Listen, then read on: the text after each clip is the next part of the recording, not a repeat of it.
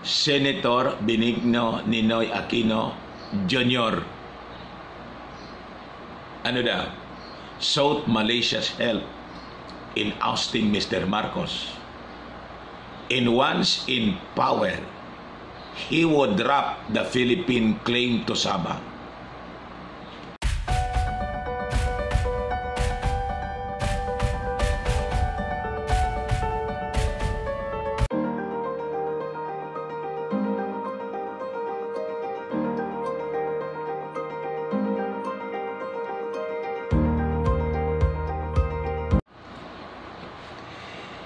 Hello po mga kababayan, short video lang po tayo.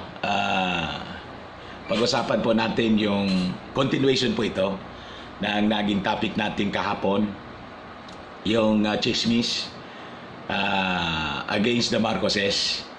Nagsanib puwersa na kasi si Carpa with yung dating Chief Justice na natanggal, si Sirena. Naging Marites na po, hindi na Maria Lourdes.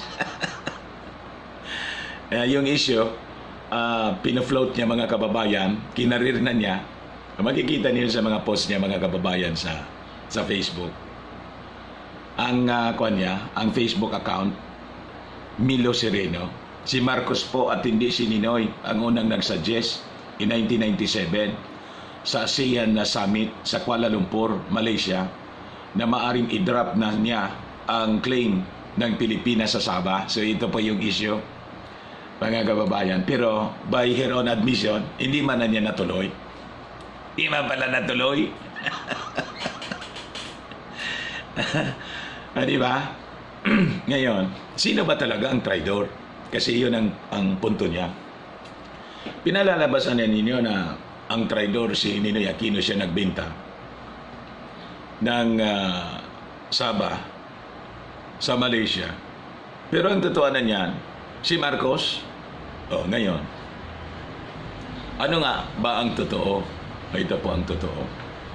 This was the remarks of President Marcos on a radio television chat regarding the Sabah claim issue. This was published, mga kababayan, 1968, September 9, 1968, official gazette.gov.ph. So, hindi siya chismis o kung saan-saan lang yung sources. Ito yung official mismo, the stand of the former President Marcos. Sabi niya rito, I have said that we do not expect war with Malaysia. We will not start hostilities. We have solemnly declared in our Constitution that we renounce war as an instrument of national policy. We are one of the original signatories to the Charter of the United Nations, and we will abide by its covenants on the peaceful settlement of disputes. That is why our official position, and I would like to repeat this at the risk of sounding like a broken record, we have adopted the official position that this issue should be brought to the international juries of great prestige, who can determine whether the Philippines has a legal claim to Sabah or whether Malaysia should retain Sabah. We will abide by the judgment of the World Court. So ano ibig sabihin nito, mga kababayan? Let the World Court decide. If it will be in favor of the Philippines, maganda. But if it will favor Malaysia, just the same. We will abide by the judgment of the World Court. So, ganon. And that's the reason why, sabi natin nga, mga kababayan, kung flinote man yon na idea ng dating Pangulo, on my analysis po, as he was, a diplomat and an expert sa military maneuver, it could be a diplomatic maneuvers to ease the tension on the issue of Sabah claim. Pero tinuloy niya? Hindi po. Just to diffuse siguro. Sige niya. But he has no intention to pursue with it. Bakit? Hindi nga natuloy by their own admission nitong mga dilawan. Kasi may official stand po ang ating dating Pangulo. Matalino siya kung paano magmaniobra to diffuse tension. Sabi dito, it is unfortunate that several incidents have been taking place in Malaysia which though hostile and provocative do not seem to be quickly and properly dealt with by Malaysian authorities. We have just received the apology of the Malaysian government, and I hope that in the next few days, reason will return into the public acts of Malaysian citizens. I appeal also to our citizens to maintain decorum. Is a real leader, mga kababayan. And dignity in the matter of this issue. There is therefore the more reason why Filipinos themselves should continue to be calm. Kalma lang anya kayo. In the face of these developments, we will not permit ourselves to be carried away by passion or sentiment. And I commend you, my countrymen, for keeping your peace. Again, I am appealing to all of you to cooperate in proving that the Filipino is sufficiently mature to dominate any situation and face any trial which may come his way. I hope that I have assured you in this interview that we have taken the necessary steps to ensure the security of our country from any act of aggression. However, sabi niya, I have said during this interview also, I do not see any act of aggression from any country whatsoever. We are merely adopting the usual precautions in the event that there should be aggression. Ready lang, mga kababayan yung bansa, pero sabi ni Marcos, hindi niya tayo magsisimula ng gulo. Hindi. But we will defend our territory. And we are ready for that. The usual precautions. Tama, mali? Tama. Sabi ko sa inyo, maingat palabas ng mga statements po yung dating Pangulong Marcos. He is truly a statesman, mga kababayan. O ngayon, ito, ishare ko po sa inyo. For you to understand kung sino talaga yung totoong ng traidor. This was written by, sino ba? Nagkuha nito. Manila Times mismo. Unfinished business over disputed Sabah. This was published August 9, 2020. Dito po ninyo madidetermine kung sino ang totoong nag-traidor officially. Sabi rito, mga kababayan, admittedly, the Philippine claim has been hobbled by setbacks in local politics. During the term of President Diosdado Macapagal, the issue was raised at the United Nations. He also suspended diplomatic relations with Kuala Lumpur. Later, sabi rito, President Ferdinand Marcos sought to bring the issue to the International Court of Justice. But Malaysia refused to be a litigant, arguing that the dispute had been settled by a democratic and constitutional process. But in 1966, Mr. Marcos recognized Malaysia, which Malaysians say was tantamount to accepting that Sabah was part of its federation. Press reports in 1977 said Mr. Marcos had indicated that he might drop the Philippine claim at the ASEAN meeting in Kuala Lumpur. Ito yung kinote ni Marites Sireno. But he did not follow through on that. Oh, you see? Malinaw. O ngayon, ito ang pakinggan ninyong maigi. The New Straits Times, NST, reported that in 1983, Senator Benigno Ninoy Aquino Jr. Again? Sino yon? Senator Benigno Ninoy Aquino Jr. Ano daw? Sought Malaysia's help in ousting Mr. Marcos. And once in power, he would drop the Philippine claim to Sabah.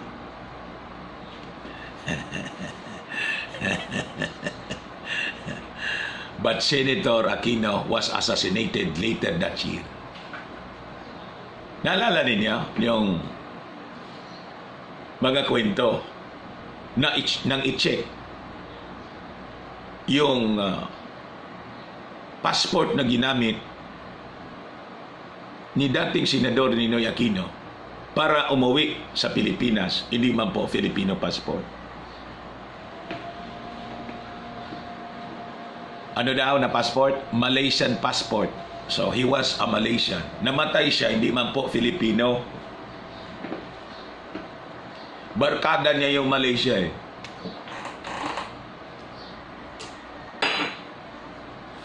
O ano ka ngayon, Marites, Sirena? Saan ba kayo mga sinungaling eh? Yung mga kasalanan ninyo, itinuturo ninyo sa iba. And use it as a weapon to destroy the Marcoses. Sabi ko nga kahapon, mga kababayan, kung mayroon mang kasalanan yung tatay, kasalanan ba yun ng anak? The sins of the father can never be the sins of his son. Neither, sabi sa Word of God, the son, the sins of the son, be the sins of the father. Sabi ko nga, itong si Sireno, Protestant, siguro, yung mga Protestants, di ba, madalas ding magbasa ng Bible. I presume alam niya to. Kaya lang, with their, intention to block the Marcoses from returning to power, they want to destroy the candidacy of BBM. Kung ano na alangan ginagawa ninyong kwento na kasinungalingan. We continue. Sino talaga yung non-traidor? The NST, New Straits Times, Singapore yata to, based, suggested that his widow, President Corazon Aquino, might have fulfilled the promise to Malaysia. Bakit?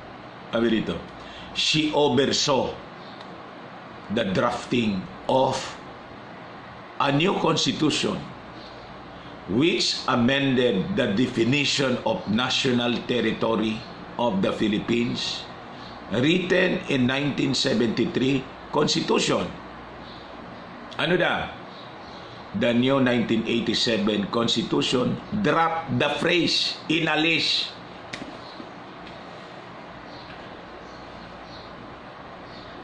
Anong phrase daw ito?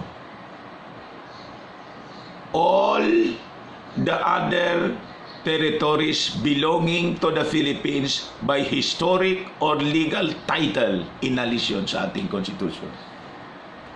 So comes now, yung official claim natin na wala na sa Constitution. Bakit? Si Coricom mismo.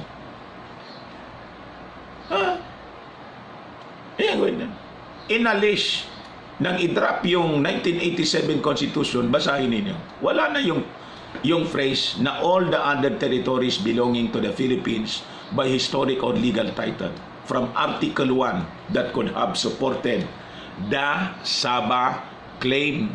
Sirena, Marites.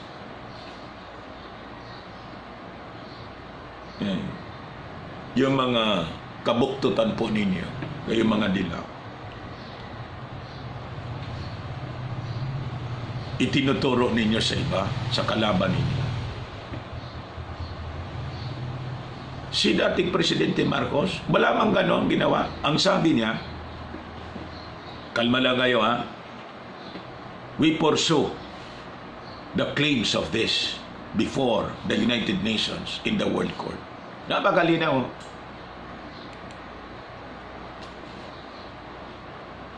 Ang sabi rito, ulitin ko, balikan natin, mga kababayan.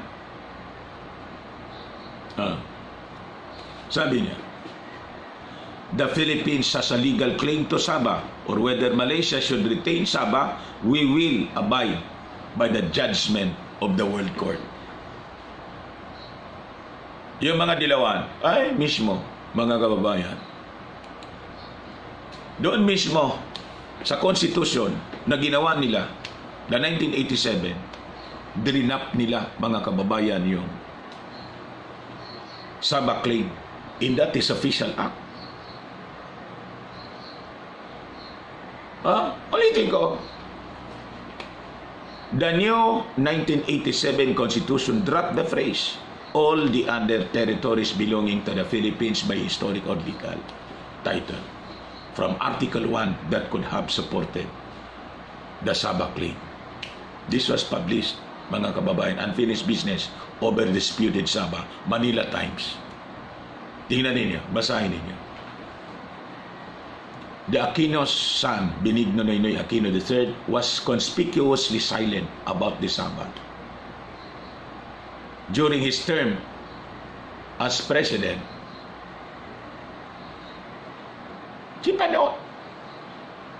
some had wondered if there was tacit agreement with Malaysia, which helped the Philippines sign a peace agreement with the Moro Islamic Liberation Front in 2012. Ayun tuloy, Marites, kung hindi mo ito kinalkal, hindi sana na-confirm ng mga mamamayang Pilipino ngayon. Na talagang yung mga kwan mo, mga sponsor mo. Siya nag-appoint sa'yo eh. Ito si Panot. As fake Chief Justice, kaya natanggal ka eh. Kahit hindi kwalipikado, assuming ka. O ngayon, kinarir mo na lang yung pagchismis.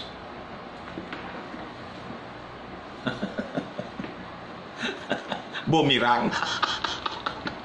parang yung propaganda ni Carpa, sumabog sa pagmumukha niya.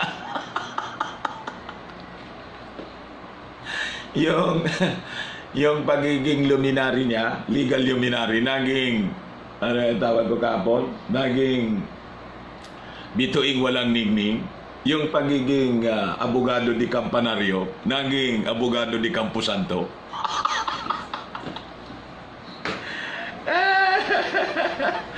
Sabi ko sa inyo, that was a highlight of Mr. Aquino's term, even though some had disapproved of allowing Malaysia, which supported the Muslim secessionists in southern Mindanao, to play a role in peace talks that led to the agreement.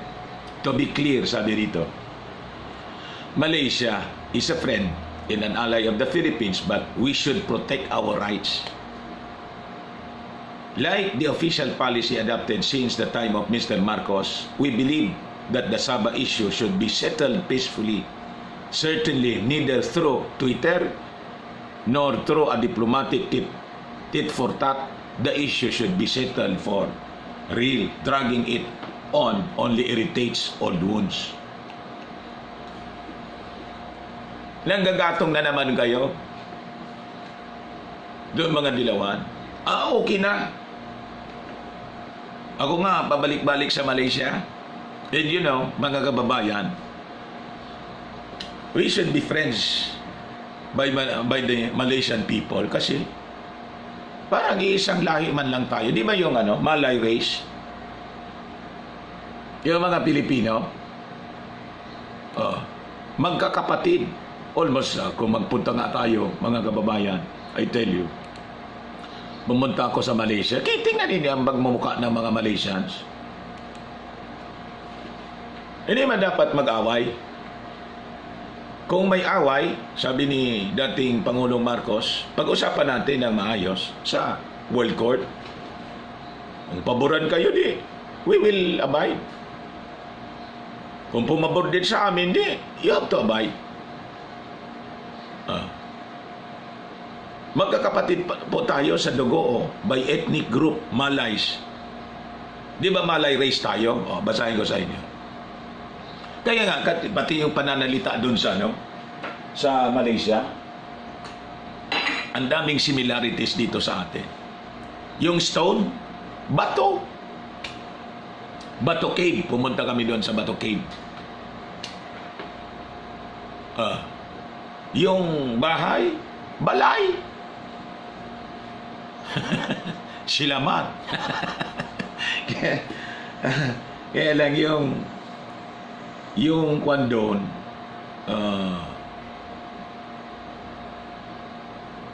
nakalimutan ko yun. Yung kanin, kanon. Kanin.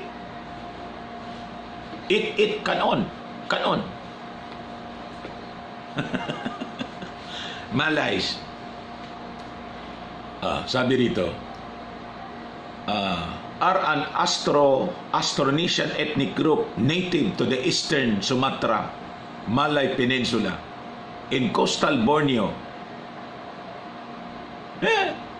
North Borneo yung Sabah. Di ba? As well as the smaller islands that lie between these locations. Wikipedia. Areas that are collectively known as the Malay world. These locations are today part of the countries of Malaysia, Indonesia, Sumatra, Bangka, Belitung Islands, Borneo, Kalimantan, and Rio Islands, southern part of Thailand, Patani, Satun, Songkhla, Yala, and Narawat, Singapore, in Brunei Darussalam. There is considerate genetic, linguistic, cultural, artistic, and social diversity among the many Malay subgroups, mainly due to hundreds of years of immigration, sabi rito, in assimilation of various regional ethnicity in tribes within the maritime Southeast Asia. Kaya nga tayo dapat nagkakaisa dito sa Southeast Asia, kasi yung ethnicity natin, yung origin natin ay iisa. Malays. Pinag-aaway-away tayo. Kaya sabi, tingnan lang natin yung pagmumuka natin. Pag pumunta ka sa Malaysia, hindi mo na malaman kung Malaysian ba o Filipino yan o Indonesian. O dito po sa, ito, RF3 World, Malaysian yung may-ari. Billionaire. Si, Sir Nasiri Omar.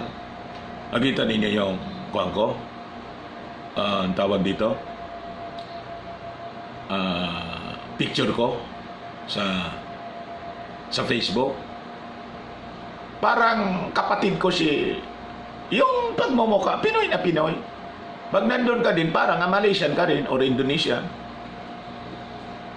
Kaya pag nagmi-meeting kami, Indonesian, Singaporean, yung mga Singaporeans, karamihan, mga Chinese kasi, makikita mo ang pagkakaiba. Pero tayo naman, may mga mapuputi, mga taga-Thailand. Alos, pag tinignan mo, kaya sabi ko, where are you from? I am from Thailand. I thought you were a Filipina. Lalo sa Malaysia. Sabihin ko sa inyo. Huwag tayo nag-away-away kung may dispute. Kailangan pag-usapan ng maayos. In this Sabah claim, that includes the Sabah claim. Kaya lang may mga tao tayo nilalason yung isipan ng ating mga kababayan. In your provoking conflict. Yan trabaho ng mga lokong ito. Stop it! Eh, sabi ko nga sa inyo, mga liberal, kayong mga pinklawan, ako, naman akong pink. Bakit yung kandidato ninyo, di na lang ninyo i-promote ng maayos? Advisean ninyo na mag-present siya ng comprehensive plan. At doon dapat yung focus ng inyong mga press releases. Di ba? Hindi yung focus ninyo, black propaganda. At yung black propaganda ninyo, wala mang base na maayos. So, nangyari, ang dali pong mabasag. So, ngayon, basag na naman kayo. No?